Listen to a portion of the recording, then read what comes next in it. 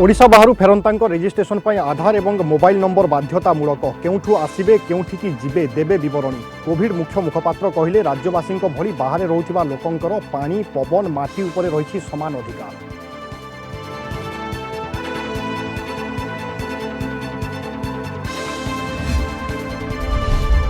Lockdown रे खोलिबो सामग्री बिक्री करुथिबा दुकान सेलून स्पा परी सेवा प्रदानकारी दुकान को मना खोलिबनी लिकर शॉप एवं रेस्टोरेंट द्वंद्व पर स्पष्टीकरण रखिला केंद्र गृह मंत्रालय। राज्य में क्यों दुकान केते समय खोलिबो निष्पत्ति नेबे जिलापाल म्युनिसिपल कमिश्नर। आसुछि आउ एक सामुद्रिक झड़ मे 1 रे दक्षिण अंडमान सागर में साइक्लोन सृष्टि संभावना म्यांमार और बांग्लादेश अभिमुखे मुहाइब भारत उपकूल प्रति नाही विपद स्काईमेट और आक्यू वेदर पूर्वानुमान।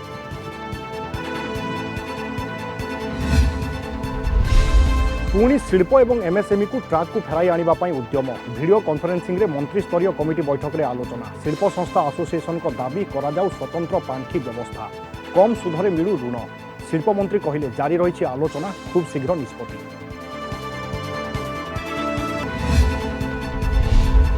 पुरी श्रीमंदिर भितर हेब महाप्रभुଙ୍କ चंदन यात्रा जलक्रीड़ा मंडप निकट में 2टी अस्थायी कुंड निर्माण काली चाहाणी मंडप और स्नान मंडप मझी स्थान में रथ निर्माण अनुकूल सीमित सेवायतों उपस्थिति और सामाजिक दूरत्व रक्षा को दिया गुरुत्व सेपटे कोरोना कटकणा फिका पड़ अक्षय तृतीया।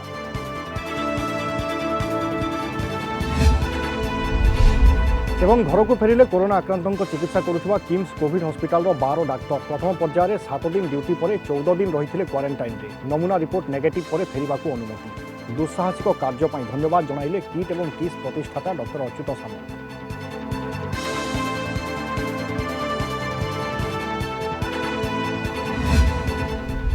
नमस्कार न्यूज टाइम आज खबर सह मु विभरंजन एवं आसतु विस्तृत खबर उपर नजर पकाइबा। राज्य बाहर ओडिशा फेरंता पंजीकरण पर आधार और मोबाइल नंबर बाध्यतामूलक लॉकडाउन सरिबा परे ओडिशा बाहर फेरिबा पई पंजीकरण बाध्यतामूलक करा जायछि। बिना आधार और मोबाइल नंबर रे ओडिशा फेरी पारिबे नाही बाहर फसिथिबा ओडिया जदि निजे पंजीकरण करूछंती तेबे आपण निज नंबर देबे आपणक पई अन्य केही पंजीकरण कले तेबे तांकर नंबर किंबा परिवार लोकंक नंबर दिया जिवो बोली कहिसंती पंचायत सचिव देवरंजन सिंह।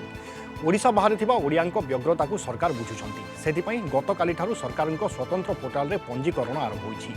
पंजीकरण फॉर्म पूरण पई व्यक्तिगत विवरणी देबा पई हेबो ओडिसा रे आपणक पूरा ठिकाना देबाकू पड़िबो जोगाजोग पई निज संपर्कियंक ना एवं मोबाइल नंबर देबा पई पड़िबो फॉर्म पूरण सबमिट बटन क्लिक करिबा मात्रे आपणक पंजीकृत मोबाइल नंबर को एक ओटीपी आसीबो उक्त ओटीपी को वेबसाइट रो डिस्प्ले बॉक्स रे पूरण करिबा परे आपणक मोबाइल को एक कन्फर्मेशन मेसेज आसीबो परे आपणक पंजीकरण संपूर्ण होइथिबा स्पष्ट हेबो। रजिस्ट्रेशन पाई दुईटा जिनस निहायत दरकार अछि गोटे आधार नंबर आ गोटे मोबाइल नंबर एटा मैंडेटरी अछि माने बाध्यतामूलक अछि आपण रजिस्ट्रेशन कला बेले आधार नंबर और मोबाइल नंबर देवा को पड़िबो। रजिस्ट्रेशन करिवार 3टी पंथा अछि आपण निजे करि परिबे द्वितीयटा हैला आपणक जरिया आपणक पई कि लोकल लोक आपणक संपर्कीय आपणक बंधु आपणक रिलेटिव से भी करि परिबे आ तृतीय सबुठारु सुगम रास्ता अछि कि जो ग्राम पंचायत रे नोडल अफसर अछंती जो वार्ड रे नोडल अफसर अछंती तांको आपण फॉर्मटा फिलअप करिके जदि देई देबे ताले से भी आपणक पई रजिस्ट्रेशनटा कर दे परिबे। जो माने ओडिशा भितरे अछंती तांकर राज्य रे जेतिकी अधिकार जो माने बाहर अछंती सेमानकर मध्य समान अधिकार रहिछि। राज्यवासी परि बाहर रहुथिबा लोकंकर पानी पवन माटी उपरे रहिछि समान अधिकार बोली कहिसंती कोविड-19 मुख्य मुखपात्र सुब्रत बागची। माननीय मुख्यमंत्री श्रीयुक्त नवीन पट्टनायक समस्त को सूचित करदेवा को चाहूँगी जे ओडिशार माटी पानी पवन उपरे सूरत तिरुपुर और एनसीआर परी जागरू फेरीथिबा मनीषटीर सेतिकी अधिकार अछि जेतिकी अछि सहरांचलर शिक्षित संबलित व्यक्ति मानकर। तेबे एमानकु सुरक्षित भाव में फेराई आनिबा तांकु निरापद भाव में 14 दिन अणसर रे रखिबा एवं तांकु तांको परिवेश सह पुणी मिसाई देबार दायित्व आम समस्तंकर। लॉकडाउन भितर क्यों दुकान खोलिबो केंद्र सरकार जारी करथिले निर्देशनामा ग्रामीण एवं सहरांचल पई भिन्न भिन्न गाइडलाइन जोगु द्वंद्व देखा देथिला। यहाँ पर स्पष्टीकरण रखिछि गृह मंत्रालय केवल जिनिस बिक्री करुथिबा दुकान खोलिबो किंतु सेवा प्रदानकारी दुकान को मना। मद दुकान और रेस्टोरेंट खोलिबो नाही। राज्य में क्यों दुकान खोलिबो एवं केते समय खोलिबो राज्य में जिलापाल और म्युनिसिपल कमिशनर यार निष्पत्ति नेबे। कोरोना मुकाबिला पाई लॉकडाउन चली मासे हेलाणी सबकिछि बंद।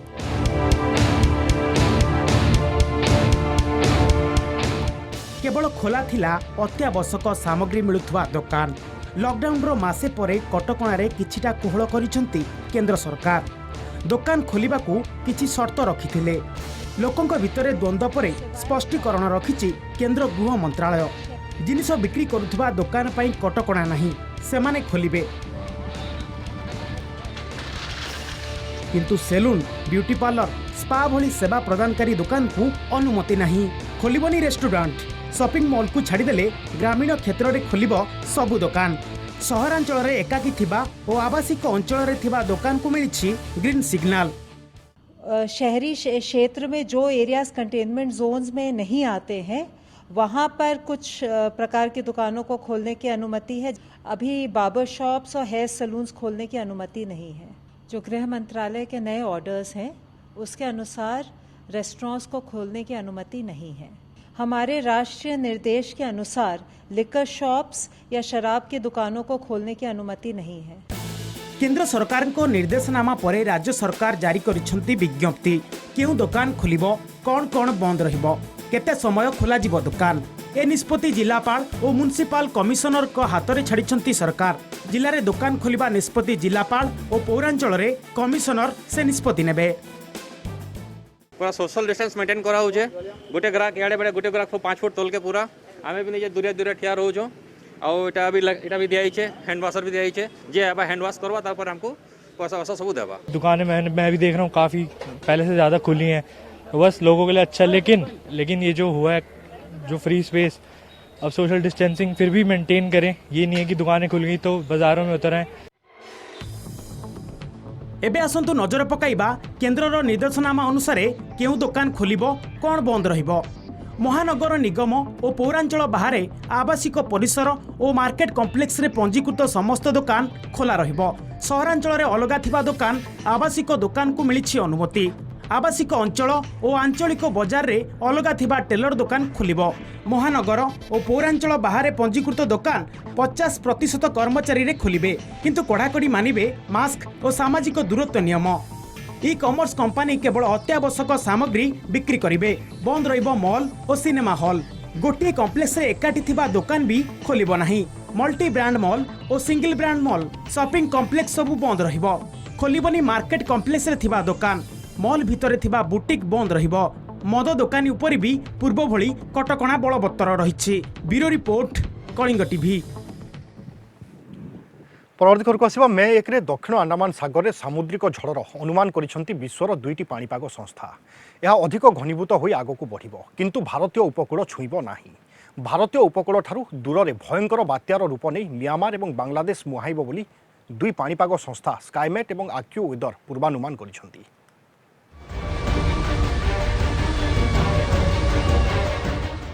बात्या नहीं सोशल मीडिया रे घुरी बुलुछि उड़ा खबर।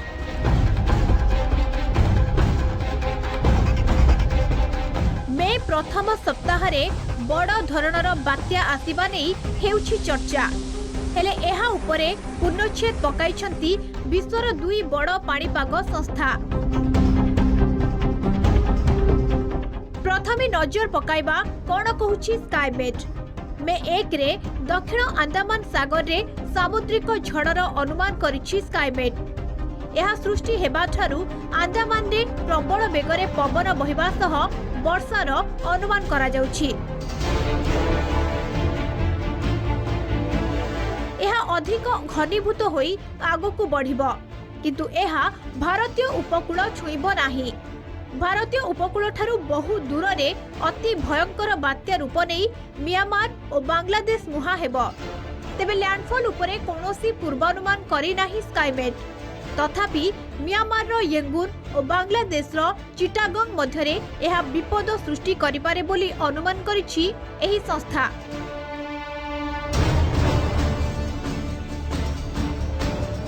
सेबोली अमेरिकीय संस्था आक्यू वेदर मध्य समान पूर्वानुमान करिछि। एप्रिल मास शेष बा मे प्रथम सप्ताह बंगोपसागर रे एक बड़ सामुद्रिक झड़ सृष्टि होई पारे। यह म्यांमार और बांग्लादेश मुहाइब। तेबे एही समय रे पूर्व भारत और तमिलनाडु रे एहार प्रभाव पड़िबार आशंका को एड़ाई दिया जाई परिबो नाही बोली कहिछि AccuWeather। ए सामुद्रिक झड़ उपरे नजर रखा जाइथिबा संस्था पक्षरु कुहा जाइछि। तेबे भारतीय पाणीपाग संस्था एभली संभावना नै कोनोसी सूचना देई नाही।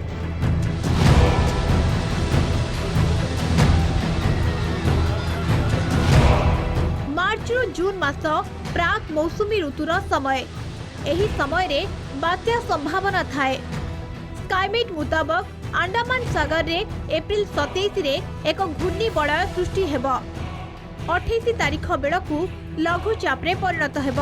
29 तारीख रे डिप्रेशन और 30 तारीख रे डीप डिप्रेशन रो रूप नै मे 1 तारीख बेलकु सामुद्रिक झड़ रे परिणत हेबा नै दुई पाणीपाग संस्था पूर्वानुमान करिसंती। Bureau report Kalinga TV. पुणी शिल्प एवं एमएसएमई को ट्राक को फेराई आनिबा पाई उद्यम एने मुख्यमंत्री द्वारा गठित मंत्रिस्तरीय कमिटी आज वीडियो कॉन्फ्रेंसिंग रे राज्यर विभिन्न शिल्प संस्थार प्रतिनिधि सहित आलोचना करिसेंती। बैठक रे अणु क्षुद्र एवं मध्यम शिल्प संस्थार थिबा समस्या उपरे आलोचना होईछि। पुणी बैठक बसी परवर्ती पदक्षेप नियाजिबो बोली शिल्प मंत्री कहिसेंती। कोरोना माड़े अणु और क्षुद्र शिल्प प्रभावित पुणी थरे ट्राक को फेराई आनिबा पई उद्यम आरंभ करछंती राज्य सरकार। एने वीडियो कॉन्फ्रेंसिंग रे अर्थमंत्री अध्यक्षता रे गठित आंतः मंत्री स्तरीय कमिटी बैठक रे होईछि आलोचना।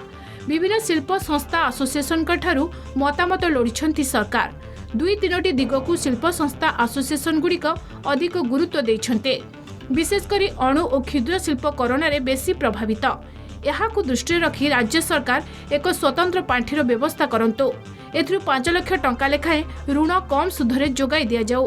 सेपरी संपृक्त शिल्प संस्थार बकेया बिजुली और पानी बिल आदाय 6 मास पर्यंत घुंचाई दिया जाऊ। आम रिक्वेस्ट कलु जे कॉन्ट्रैक्ट डिमांड और जो मिनिमम चार्ज सेटा को न करी तांकर जेतिकी यूज होईची से पीरियड रे सेही ऊपर बिलिंग करंतु। आ ए जो इलेक्ट्रिसिटी पानी अन्य स्टैट्यूटरी ड्यूज जहाँ अच्छी लाइसेंस फीज अच्छी रिन्यूअल फीज अच्छी सब गुड़ाक 6 मास पर्यंत अति कम घुंचाई दि जाऊ। प्रधानमंत्री ठारू आरंभ करी मुख्यमंत्री पर्यंत समस्ते शिल्प संस्था कार्य करुवा कर्मचारी को चाकरी बाहर न करवा किंबा दरमा न काटिबा पई परामर्श दैछन्ते। यहाकू दृष्टि रखी राज्य सरकार आवश्यक पदक्षेप नेबाकू विभिन्न एसोसिएशन दाबी करछन्ते। सेपटे शिल्प मंत्री कहिछन्ती आलोचना जारी रहिछि। खूब शीघ्र ए बाबद राज्य सरकार निष्पत्ति नेबे। क्षुद्र अणु शिल्प एवं बृहत्तर शिल्प किभली पुनर्बार मुख्य स्रोत को आसीबो। आम समस्त श्रमिक पुणी सुरक्षित अवस्था रहीकि इंडस्ट्री गुड़ाक काम करें से उच्च स्तरीय मीटिंग आज आयोजन कराला। से माननीय मुख्यमंत्री पूर्ण कृतज्ञता ज्ञापन करुच्ची। गवर्नमेंट तरफ आम सजेशन देलु कि डिमांड को जनरेट करने डिमांड बूस्ट करने जो इंडस्ट्रियल डेवलप करने गवर्नमेंट इंफ्रास्ट्रक्चर एक्टिविटीज जो इंडस्ट्रियल इंफ्रास्ट्रक्चर एक्टिविटीज से लार्ज स्केल नेब। ये डिटेल्स थिला डिटेल्स तार को प्रकार डिमांड थिला कंपाइल होला पर वर्तमान मीटिंग चलची होला पर तापरे जते बेला 3-4 दिन पर आउथरे बसिबो सकाळ दे हबो। क्षुद्र शिल्प संस्था गुड़िक एवं सरकार सहायता को अपेक्षा करिसेंते। ट्राक को फेराइबा पई राज्य सरकार केउ इनपुट देउछंती ताहा आगामी दिन रे ही स्पष्ट हेबो। भुवनेश्वर भिडियोग्राफर शुभ्रकांत नायकों सह प्रीतिका नायकों report Kalinga TV. KIMS Covid hospital रे कोरोना संक्रमितों को चिकित्सा करुथिबा 12 जन डाक्तर आज घर को फेरिछंती। प्रथम पर्यायर सेमाने 7 दिन कार्य करिबा परे 14 दिन संगरोधरे रहिथिले। एहा परे सेमानक नमूना परीक्षा रिपोर्ट नेगेटिव आसिबारु आज घर को जिबा पई अनुमति दिया जायछि। किम्स कोविड हॉस्पिटल रे डाक्तर माने कार्य करिबा समय रे सेमानकु खाइबा पीबा एवं रहिबारे जेभली कोनोसी असुविधा न हुए सेति पई व्यवस्था करा जायथिला।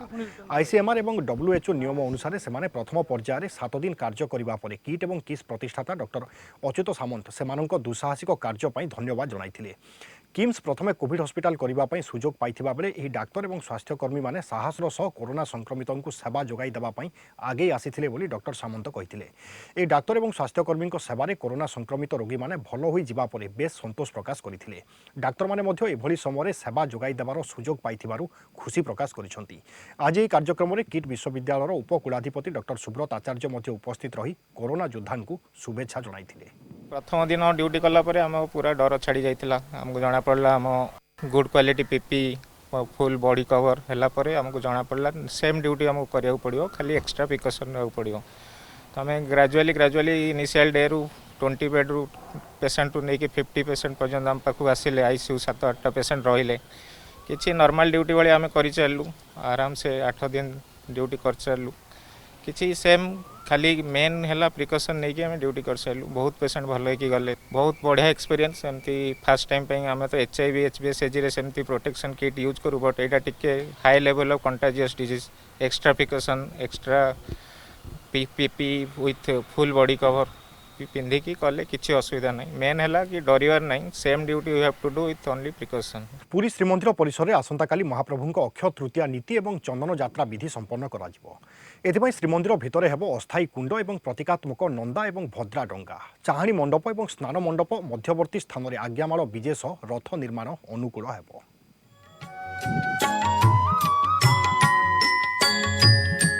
पुरी शंकराचार्य परामर्श पर महाप्रभु चंदन यात्रा और रथ निर्माण अनुकूल नहीं जिलापाल सेवायत निजोगों बैठक।